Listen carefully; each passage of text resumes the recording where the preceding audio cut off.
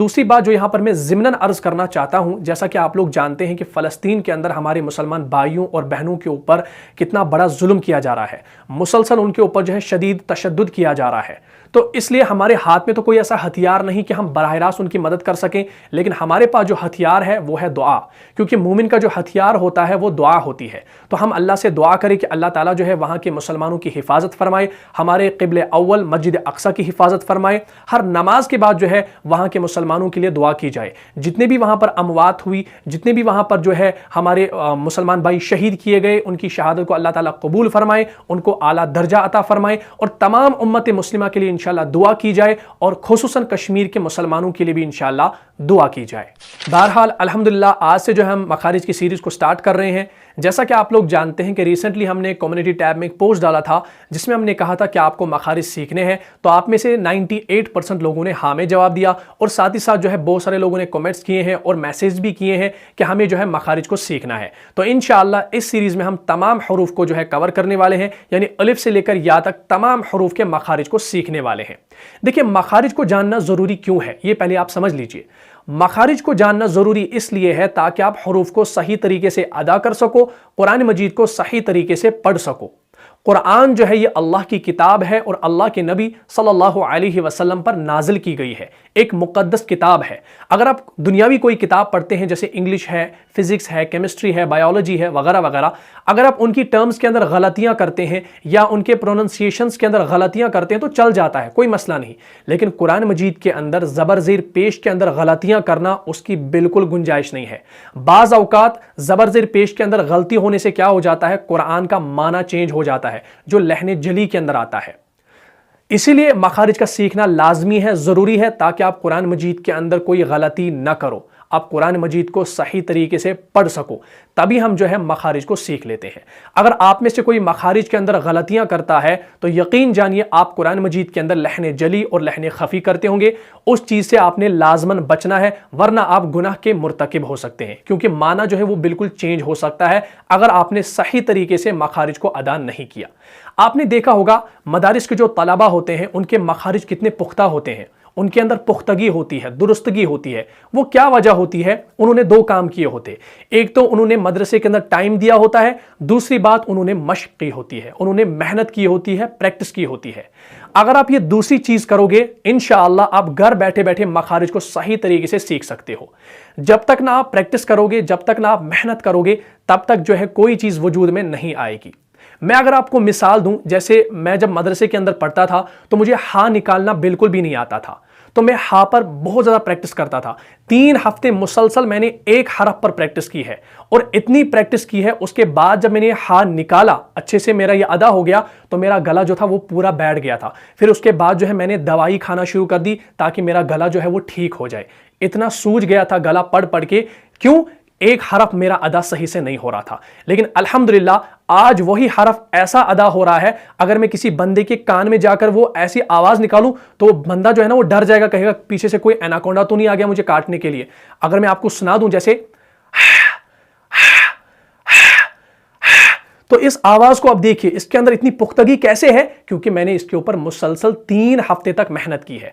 तो जब तक ना आप मेहनत करेंगे किसी हरफ पर, वो तब तक आपकी जुबान पर नहीं चढ़ने वाला, क्योंकि अलिफ से लेकर या तक ऐसे भी हरूफ आएंगे आपको जिसके अंदर जो है आप बहुत मुश्किल होगा वो पढ़ना, बहुत मुश्किल होगा उनको अदा करना। तो इसलिए आपने एक हरफ को बार बार रटना है, 1000 बार। मैं आपको रेकमेंड करता हूं आप 2-2 हज़ार बार उस हरफ को रटिए जो आपको मुश्किल लगता है, जो आपको दुश्वार लगता है, उसको आपने बार बार रटना है। तो इंशाअल्लाह इस सीरीज के अंदर मैं आपको तमाम तर हरूफ को सिखाऊंगा, यानी हलक से लेकर शफतैन तक जितने भी हरूफ है, जितने भी पॉइंट्स है, जितने भी हिस्से हैं, उन तमाम को मैं इंशाअल्लाह आपको बिल्कुल आसान और आम फहम तरीके से समझाने की कोशिश करूंगा। लेकिन आपने क्या करना है, आपने इस सीरीज को पहले से लेकर आखिर तक देखना है। और आपसे गुजारिश करता हूं कि इस वीडियो को ज्यादा से ज्यादा लाइक कीजिए और इस वीडियो को ज्यादा से ज्यादा शेयर कीजिए, क्योंकि जो लोग मखारिज के बारे में बिल्कुल भी नहीं जानते हैं, जो गलतियां करते हैं कुरान मजीद के अंदर, तो ये देखने के बाद अगर वो गलतियां सुधार लेते हैं तो अल्लाह की कसम आपको जो है इसका अजर अल्लाह ताला जरूर अता करेंगे। तो अब हम यहां पर इंशाअल्लाह जो है मखारिज के कुछ उसूल बता देते हैं, उनको आप अपनी कॉपी पर नोट कीजिए। देखिए, मखारिज जो है, मखारिज मखरज की जमा है और मखरज का जो लुग़वी माना है वो है निकलने की जगह। जहां से मखरज निकलते हैं, ये इसका लुग़वी माना है। अब जो इसका इस्तिलाही माना है तजवीद के अंदर वो ये है कि मुंह के वो हिस्से जहां से हरूफ अदा होते हैं, मुंह के वो हिस्से जहां से हरूफ अदा होते हैं। अब मुंह के कौन से ऐसे हिस्से हैं जहां से तमाम हरूफ अदा होते हैं, यानी अलिफ से लेकर या तक तमाम हरूफ कहां से अदा होते हैं? तो 5 हिस्से आपने लिखने हैं। 5 हिस्सों से जो है अलिफ से लेकर या तक तमाम हरूफ अदा होते हैं। इंशाअल्लाह एक एक करके ये जो है आने वाली क्लास में भी हम जान लेंगे। तो आज भी यहां पर मैं थोड़ा सा आपको ये बता देना चाहता हूं। तो 5 हिस्से हैं, तो वो 5 हिस्से कौन से हैं? सबसे पहला है हलक, दूसरा है लिसान, तीसरा है शफतैन, चौथा है जौफ दहन और पांचवा है खैशूम। मैं फिर से दोहरा देता हूं, इसको लिख लीजिए। सबसे पहला है हलक, दूसरा है लिसान, तीसरा है शफतैन, चौथा है जौफ दहन और पांचवा है खैशूम। अब ये 5 जो हिस्से हैं इनमें तमाम मखरज छुपे हुए हैं, अलिफ से लेकर या तक तमाम मखरज इनके अंदर आ जाते हैं। अब सबसे पहले हम समझेंगे ये हलक होता क्या है। हलक कहते हैं इसको, ये जो है ना ये वाला, इसे कहते हैं हलक, ठीक है जी, इसको हलक कहते हैं। दूसरा जो है वो है लिसान, लिसान कहते हैं जुबान को, टंग को, ठीक है जी। अब तीसरा क्या है? तीसरा है शफतैन, शफतैन कहते हैं होंठों को, ये जो अपर लिप लोअर लिप, इनको हम क्या कहते हैं? होंठ को क्या कहते हैं? शफतैन कहते हैं, ठीक है। उसके बाद है जौफ दहन, जौफ दहन किसे कहा जाता है? जौफ दहन कहते हैं जो हमारे मुंह के अंदर जो खाली स्पेस है, एम्प्टी स्पेस ऑफ माउथ जो है, जो हमारी अंदर मुंह के अंदर जो खला है, इसे कहते हैं जौफ दहन। क्या कहते हैं? जौफ दहन। अब जो पांचवा है वो है खैशूम, खैशूम किसे कहा जाता है? खैशूम कहते हैं नाक के बांसे को, जहां से हम उमूमन गुन्ना करते हैं, इख्फा करते हैं, उसे हम कहते हैं खैशूम, यानी नाक का बांसा। तो ये 5 हिस्से हैं जहां से तमाम हरूफ की अदायगी हो जाती है। कैसे? हलक जो है, हलक से 6 हरूफ अदा होते हैं। उसके बाद जुबान, जुबान से 18 हरूफ आते हैं। उसके बाद होंठ, होंठों से 4 हरूफ अदा होते हैं।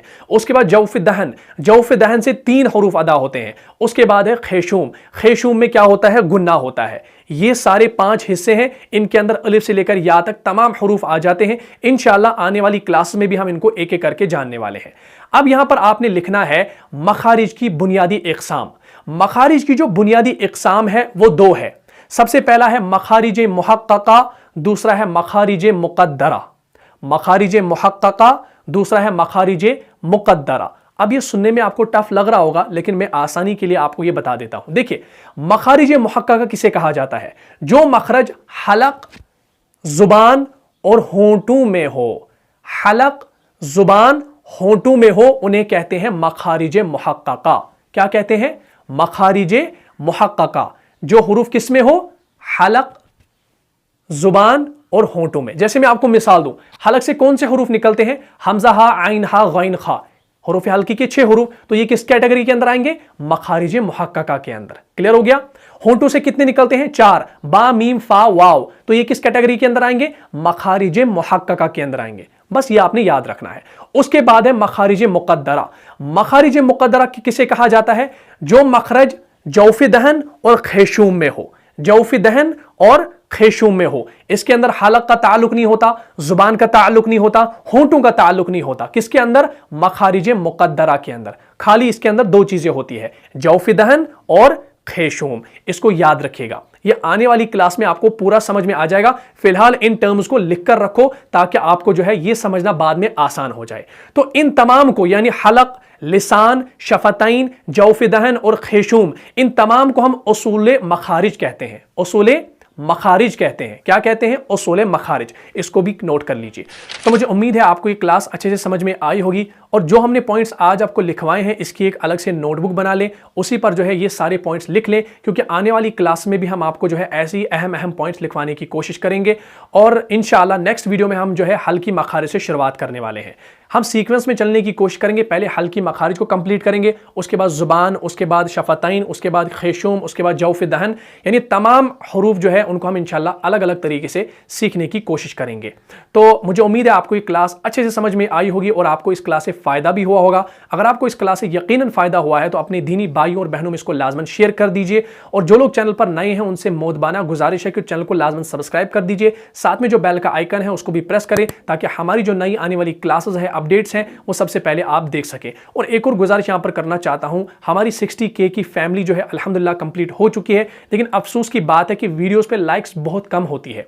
देखिए, जब आप लाइक्स करते हैं तो उससे ये पता चलता है कि आप हमारे कंटेंट को कितना पसंद करते हैं, आप हमें कितना पसंद करते हैं, हमारे चैनल को कितना सपोर्ट करते हैं। तो इसलिए गुजारिश करता हूं, जब भी आप वीडियो को ओपन करते हैं तो पहले लाइक का बटन लाजमन दबाया करें। तो मिलता हूं इंशाल्लाह अगली क्लास में अगले टॉपिक के साथ। तब तक के लिए आप खुश रहें, सलामत रहे, अमन में रहे, हिफाजत में रहे। अस्सलामु अलैकुम वरहमतुल्लाहि वबरकातुहू। जान जा जान से भी प्यारा है, जान जा जान से भी प्यारा है, रहनुमा मुस्तफा हमारा है।